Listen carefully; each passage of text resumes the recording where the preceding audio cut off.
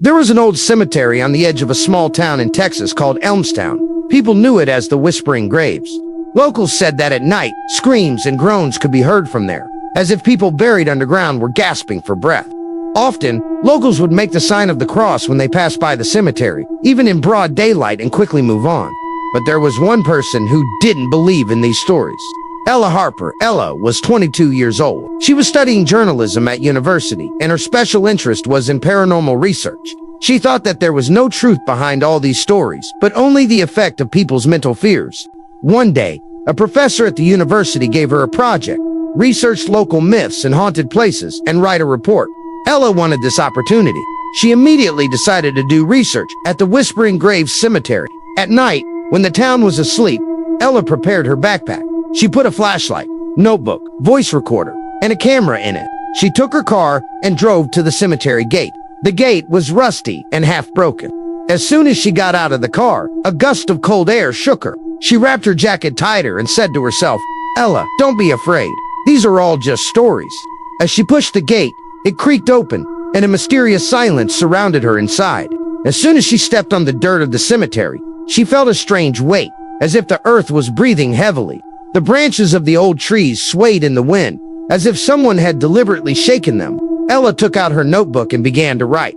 The atmosphere is unusually quiet, only the rustle of the wind and the sound of leaves. No screams or groans were heard yet, but then a faint sob came from behind.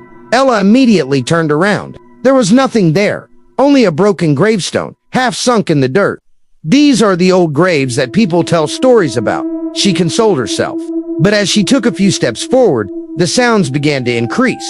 Now it was clearly audible, as if someone was rubbing their nails on the dirt from deep within the earth. Ella's heart began to beat faster. She turned on the voice recorder and slowly started moving forward. A new grave had been built in the middle of the cemetery. There was a gravestone on it, but surprisingly, nothing was written on it. Ella approached. She stretched out her hand and shone the light of the flashlight on the gravestone. The gravestone was completely clean, as if it had just been placed. Suddenly, a faint voice rang in her ears. "Ella."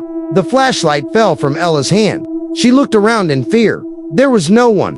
From deep within the earth, again the same voice came, this time more clearly. Ella Harper. Her breath caught. How could anyone know that name? Standing among the graves, she felt as if the whole earth was screaming, and that empty grave was constantly calling her name. Ella's heart was beating fast. Her legs were trembling. She wanted to back away, but her feet seemed to have sunk into the ground. "How could it call my name?" she said tremblingly.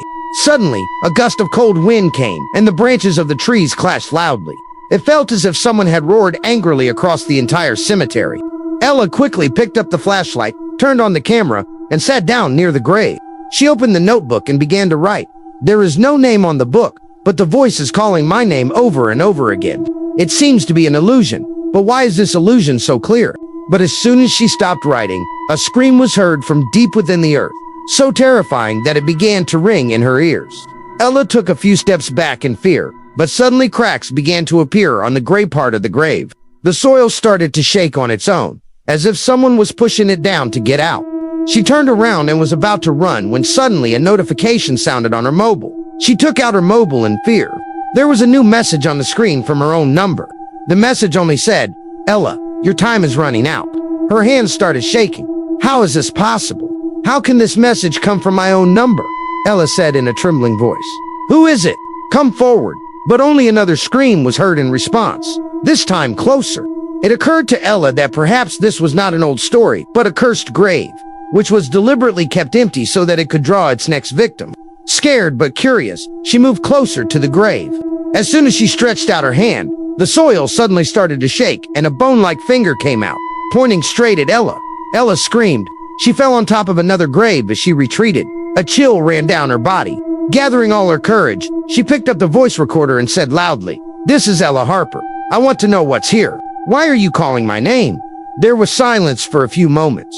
Then suddenly, a hoarse and frightened voice was recorded on the recorder. "Because this grave is yours." Ella's blood ran dry. She looked at the recorder, trembling. Her breath began to catch. She had not yet understood all this, when suddenly the sounds of sobs and screams began to come from all sides of the cemetery. It seemed as if hundreds of people were asking for help from underground. Every grave began to tremble. The old tombstones began to move. The broken graves began to sound as if someone was pushing the soil from inside. Ella started to run back, but her steps stopped. The doors of the cemetery had closed automatically. Ella was standing near the wall, panting. The light of the flashlight was blinking repeatedly. Suddenly, she saw someone standing in a corner. It was a woman wearing a black cloak, whose face was not visible. She was slowly moving towards Ella. Ella said in a trembling voice, "Who are you, woman?" "Stop," and she said softly, "I am the one who is waiting for you." And at the same time, she pointed to the grave, the same grave on which nothing was written. The ground beneath Ella's feet began to tremble. Her heart was pounding as if it would burst through her ribs. The woman in the black cloak was pointing to the grave, and her voice echoed in the cold air of the cemetery. "This grave is yours." Ella stepped back and said in a trembling voice, "This is a lie. I am alive. You can't scare me." But the woman slowly removed the cloak from her face. Ella's eyes widened in surprise. That face was Ella's own. It was as if lightning had struck Ella. She screamed and closed her eyes. When she opened her eyes again, the woman was gone. But now there was even more commotion in the cemetery. Screams began to come from every grave. The ground was shaking. The old gravestones were falling by themselves. Ella started running. She tried to climb the wall, but no matter how hard she tried, she would end up standing in front of the same grave again. It was as if the cemetery didn't want to let her go. Suddenly, a call came on her mobile. The name on the screen was Ella Harper. The mobile phone started shaking in Ella's hand. How could this be? "This is my number." As soon as she answered the call, the same voice she had heard on the recorder came from the other side. "You Kuant, run away. Your time is up." Then suddenly the call was cut off. The mobile phone fell from her hand and broke. Now the grave was shaking completely. The cracks were growing. Suddenly the ground cracked and a black smoke came out from inside. Hands emerged from inside the smoke, as if countless people were trying to get out at once. Ella wanted to back away in fear, but a hand quickly reached out and grabbed her ankle. Ella screamed loudly, falling to the ground and hitting the dirt with her hands.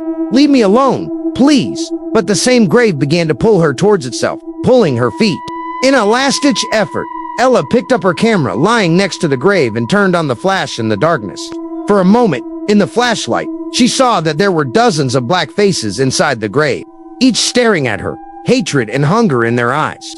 And among them all, one face was the most obvious, her own. Ella's scream was lost in the darkness. As she pulled inside the grave, her hands left marks in the dirt outside. Then suddenly, everything went silent. The grave closed as if nothing had happened. There was no sound anymore, only the cool breeze and the deserted cemetery. The next morning, when the locals passed by the cemetery, they saw the grave. A new inscription was now installed on it. It was clearly written, "Ella Harper 2003-2025. She heard the cries and became one of them. And after that day, whenever screams came from the cemetery at night, people would say, 'This is the scream of Ella who calls new souls.'"